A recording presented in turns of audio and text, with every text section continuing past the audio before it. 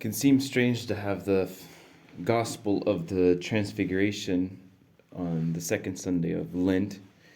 We're only a week into Lent, really, and the church puts this gospel for us to meditate, the Transfiguration. It's revealing the mystery because it's Jesus taking the three closest disciples with him to go up and leaving the other disciples down, who we'll find out later are being tormented by a demon child.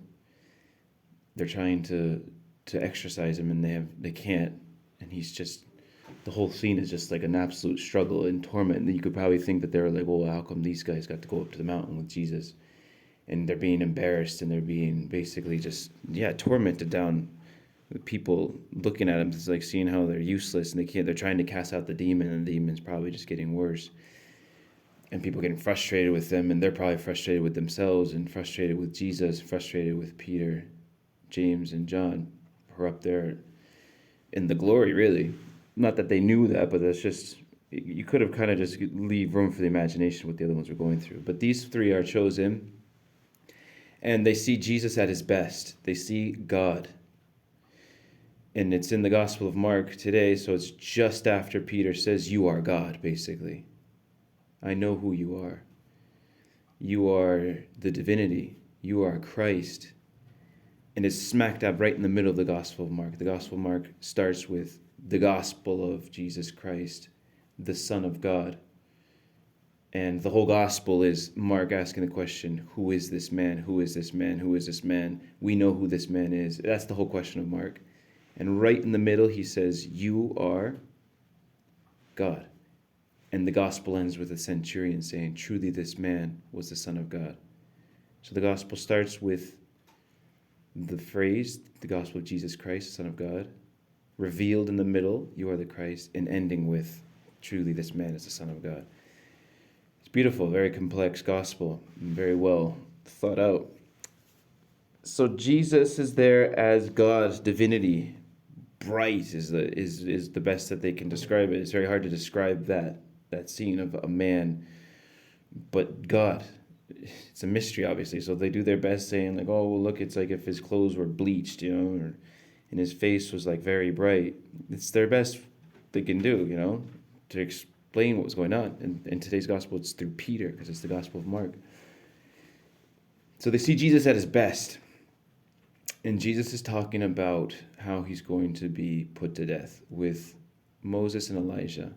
So the fulfillment of the law in Moses, the Torah, and the fulfillment of the prophets, Elijah, who both Moses and Elijah would have been up in the mountain seeing God as well. Obviously not in the sense that we're seeing him here in Jesus. But Moses spoke to him like as a friend when he was up on Mount Sinai. He got to see his back. And Elijah had the experience up on the mountain when he sees him in the breeze. And they both had that experience. But now they're there in the full splendor of the God-man, and they're talking about how he's going to be put to death. Who Jesus had said right after Peter had professed that he was God, that he's going to suffer and be put to death. And Peter rebukes him, and Jesus rebukes him. And so we're starting Lent, and this is the gospel that's put in front of us.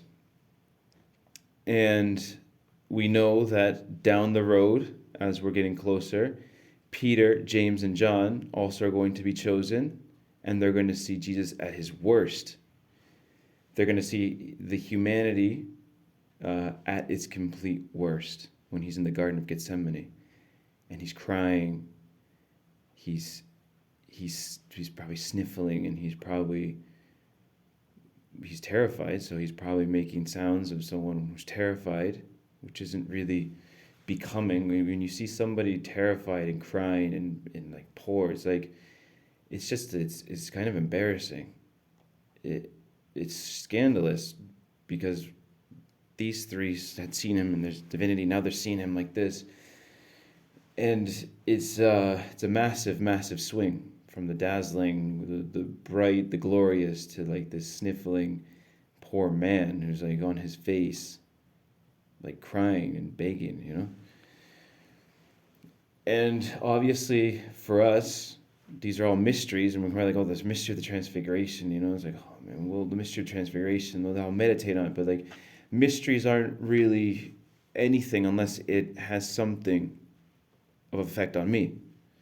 So, anything like that has a mysterious connotation or like a mystery of the faith, if I'm not trying to at least get into it or penetrate or have it penetrate me, it's just going to be there. So what does the Transfiguration have to do with us, especially now starting Lent? Well, it makes us think of, obviously, I want to be resurrected and glorified. That's what it is. Is Jesus is in his glory, and that's what's going to happen to me.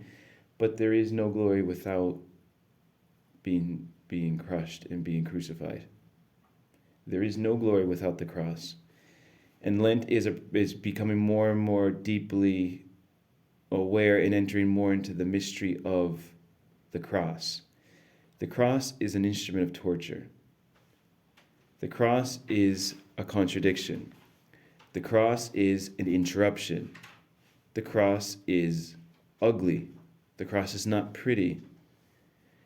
And maybe I've kind of glorified the cross, and especially if it's something that I've chosen, like this Lent, I've chosen to do certain things that are going to be difficult. They are crosses because it's going to be a contradiction, fasting or giving alms or praying when it's not really time to pray. Those are all things that are going to be a bit of a interruption or contradiction or something that I don't want to do. But it's something that I can foresee. But then there's the crosses that come to me in Lent, and they do. And those are torturous. It's not nice when somebody changes your plans. It can feel like a torture. Like they're just squeezing everything that you really want to do, and they've taken it away from you. And it can be something good. Nobody likes interruptions. An interruption is when you're on your way, you're doing what you need to be doing, and something stops you. It's been interrupted. It's been stopped. Nobody likes an interruption. If you're speaking and someone interrupts you, but you didn't finish what you were supposed to say or what you wanted to say, or you had this great idea, a big, great conclusion of a story, and you've been interrupted, stopped. Or you're going to do something, it's all planned out and it's good, you're going to do it, it's there, like it's important, and no, plans have been changed. You're not going to do it. God likes when we're interrupted. God likes interruptions because an interruption is always a contradiction and it's always a moment of cross. And every single time an interruption comes in, it's the moment where we say, this is the cross. This is my way of salvation, and it's ugly and it's torturous and it's everything, but that is the way to glory. That is the cross. And it's a very clear-cut, very practical example because every day we're faced with a change of plans or we're faced with an interruption. Especially if you're married with children. Children are constantly interrupting. Constantly. And they need to be taught not to interrupt. It's not a good thing. But it's something that's a part of our everyday life.